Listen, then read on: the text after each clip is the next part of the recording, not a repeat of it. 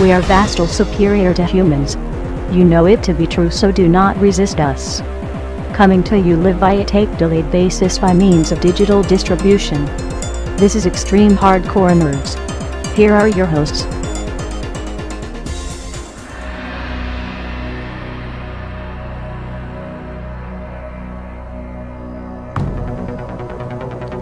Ready, set, game on. So, but with that having been said, now let's flip that coin over and let's go to the good side. Let's go to a game that is actually worthy of our attention. UFC Undisputed 3, THQ's third intro into the Ultimate Fighting Championships. Before they go under. and into mixed martial arts. And they hit the nail on the head with this one.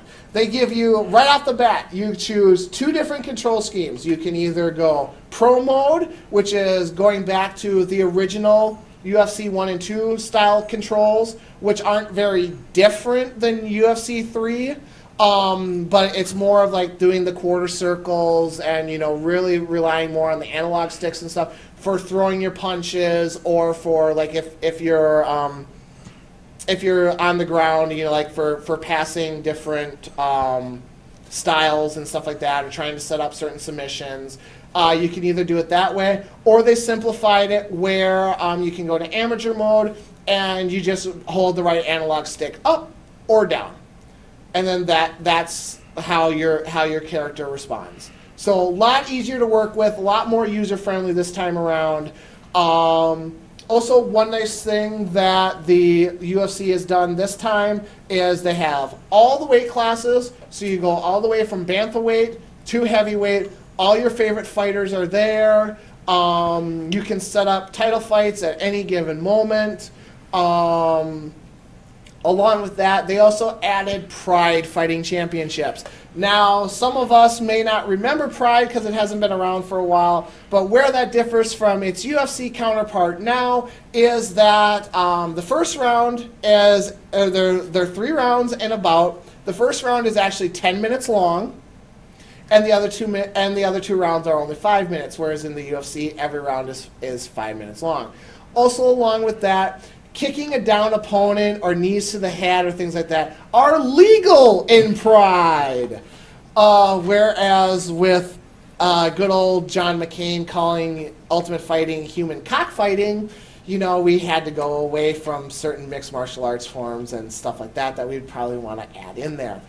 The Pride mode is very, very authentic. You have the original Japanese announcer, and then you have the American announcer doing the subtitles or translating to English. You have the original Japanese referee that would contest, and they actually brought in the original commentating crew, so I get to listen to Boss Root and commentate on my fights all day long. That is hilarious. That man is amazing. Also, along with that, this time around, the UFC is actually taking a cue from the WWE titles, as in now they added in intros. They had intros before where they would do the announcements and stuff, but no, now you have walkout music. You come through the entrance, or like with Pride, they raise you up out of the elevator, and you have the big Titantron going in the background. So very customizable there. Every fighter has its own kind of music. One thing though that a little minor gripe on that one that I didn't like was that they did not get any licensed music for it. So it's all just kind of generic rap, rock, country.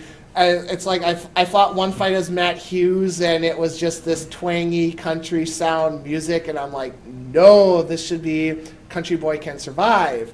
Or probably the one that was the funniest was I did a fight with Uriah Faber, and we all know he is the California Kid. His song, Tupac, California Love. It's the only time I've ever sat in a Buffalo Wild Wings and actually heard a pop for Tupac when he started playing.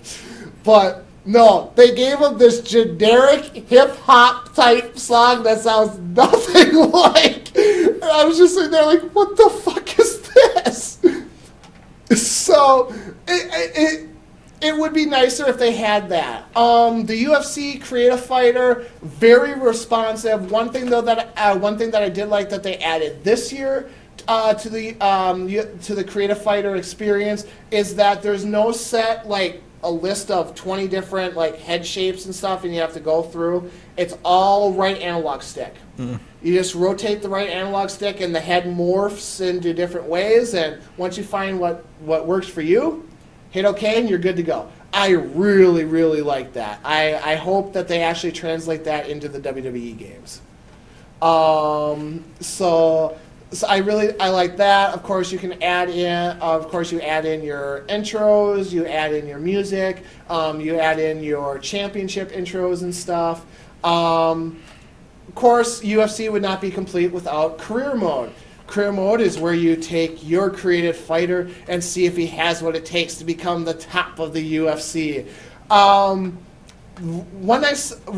They revamped career mode a lot, so now a lot of the emphasis isn't on trying to maintain point statuses and trying to build. They made it more minigame style. And you can choose like, okay, I'm going up against a guy who's mainly a striker. So, okay, I want to put more emphasis more into my wrestling, this time. So that's all you train is pretty much wrestling, and the better you do in the mini games, the higher your wrestling is going to be for that particular fight. So you're not locked into, okay, my guy's a brawler, that's it. I'm going against a wrestler, I'm screwed. It actually allows you to kind of switch and train certain styles for certain fights. So I really did like that. They have the 3 divisions. You've got, what was the bottom one was the equivalent of the WEC. It's your minor league. You're doing shows at the casinos and stuff like that, trying to make your way into MMA. Once you succeed there, they bring you up into Pride. Once you succeed there, they bring you into the UFC. So that's the career path that your character takes. And mine, with an astonishing record of 14-2-0 with 8 knockouts, the ever-devastating Dick the Superstar Hammerbush. Currently just made it into the Pride Fighting Championships. Of course, you have online mode as well. Just going online, training. You can do online training camps, where you can actually join online camps and train with specific fighters and more people online, stuff like that. Enter into tournaments. Of course, they have just the regular quick match. Choose your fighter. Let's go into it. And of course, they also have your ranked and non-ranked fights as well. Graphics look absolutely stunning. I mean, the characters and the face models and stuff are great. When a guy gets a cut over it, or guy would get a cut over his face or something, I mean, it looks like real blood coming down. The in-fight mechanics, like if you really focus on like leg kicks to a guy, his inner thigh or outer thigh will start welting up. You punch a guy enough in the face, you'll actually see the swelling start in the middle of the fight, not just, oh, he looks fine. Okay, round 2. Well, I did enough damage here, so we'll throw damage in here. It's real time. Progressive. Yes. So, all in all, UFC Undisputed 3, great graphics, great career mode. All the fighters that you want are there. Bringing in Pride and being able to just relive all those great Pride fighting moments, and also take the guys from Pride and see how they would stack up with some of the guys in the UFC today, and get those fantasy matches and stuff is amazing. Really nostalgic feeling there. All in all, I give UFC Undisputed 3 a 9. This is a definite buy for any fight fan out there. Sounds like you had a fun time there. I did. It was awesome. It's good when you get to have fun every now and then. Oh, like I said, they were such a contrast of styles from contrasting review. Like, I'm playing Twisted Metal. I'm just like, I just want to play UFC. God, why am I still playing this? Oh yeah, that's right. I have to review it. Mm-hmm. Oh. Welcome to the life and times of professional. I know. now I know how Adam Sessler feels sometimes. Here's these 60 copies of Onimusha. Get started. So, yeah, no, definitely the game to buy this week that came out is definitely UFC Undisputed.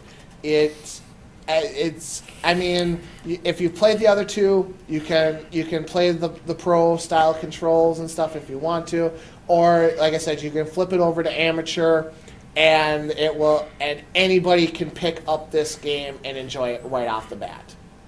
So, sounds like fun. It was.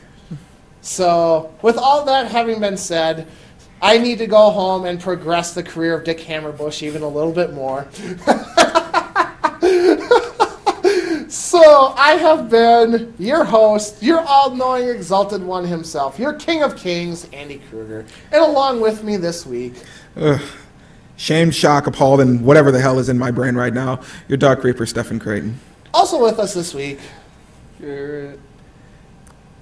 Headache, sleepy nose for. Yep. And joining us on Skype this week... Dubbit, man. Gunner. Thumbs up, boy? No, he's just...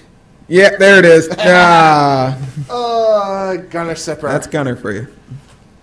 Peace, everyone. See you later. Half the head again. Just dubbering it all day here. I have a good, nice headache now after Andy smacked the back of my head. You deserved it. And I'm tired now. We know you're tired. Believe me, we all know you're tired. I would just love to set up a GoPro cam on Garrett and just track him for 24 hours and just see how many mood swings he can go through. Just his levels of progression from one to the other.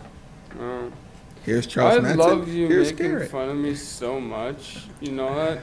Because again, you bring it on yourself. The funny thing is, you don't really try to help, though. I help you as much as possible. No, you don't. Yeah, I do. You don't. Yeah, I do. No, you don't. Anytime that you guys try to get overly serious, I'm the only one here that's probably trying the best to keep it somehow sane.